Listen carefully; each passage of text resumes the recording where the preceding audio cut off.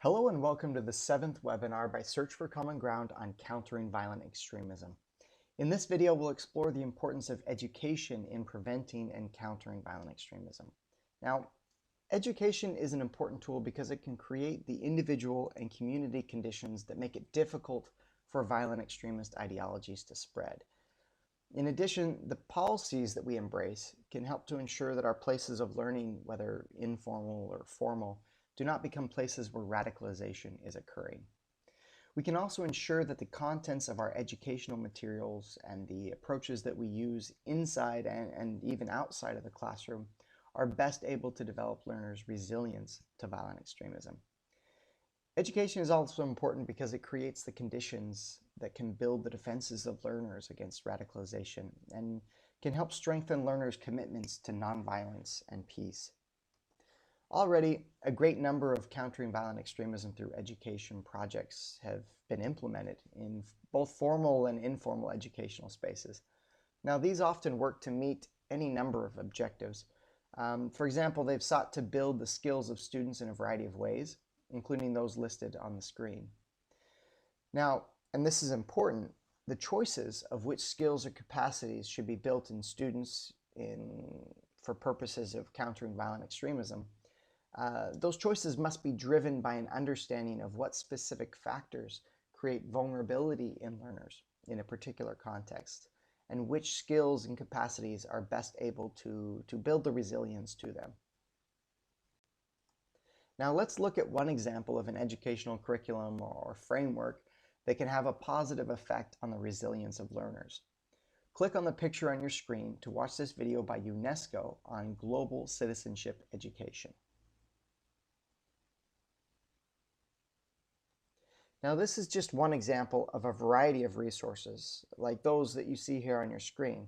So we would encourage you to download this curriculum's handbook to explore the many other educational tools that are available.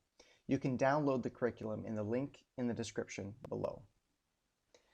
Of course, it's important to understand that education does not only take place in schools and universities. We might refer to those kinds of places as formal educational spaces. However, we must also recognize that really education is constantly occurring, including in a number of informal educational spaces, as we'd call them, such as clubs, extracurricular activities, workshops, and other kinds of community-based educational spaces. So, as we think about the differences between formal and informal educational spaces, go ahead and ask yourself why it might be difficult to include these kinds of topics or frameworks in formal educational spaces. The answer to this is, as you know, most formal educational spaces are guided by governments and private businesses or some other organization, and so they may be less flexible regarding what content can be taught in the classrooms. In addition, teachers are often overburdened with the learning objectives that they have for the year, and they may not be properly trained in how to deliver these special frameworks in the classroom. So therefore, these difficulties help to explain why most countering violent extremism through education programs have been implemented actually in informal educational spaces.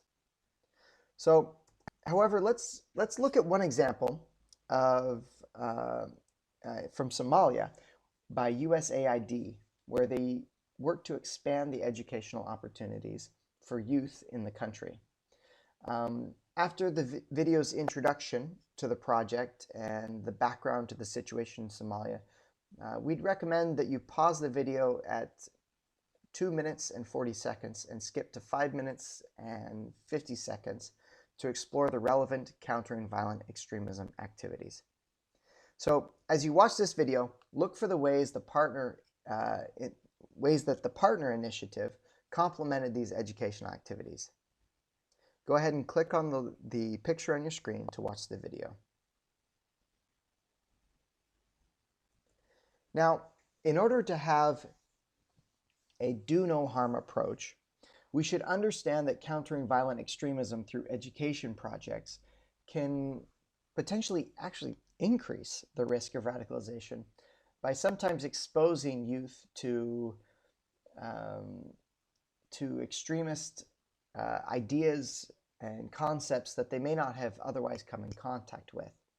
Therefore, we should be careful as we engage in those sort of awareness-raising activities inside educational spaces.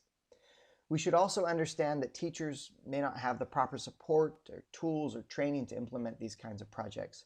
So we can sometimes be innovative in the ways we introduce them into educational spaces.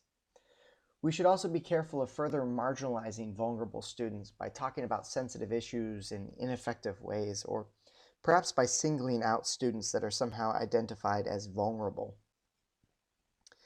As we end this webinar, please consider the following key takeaways.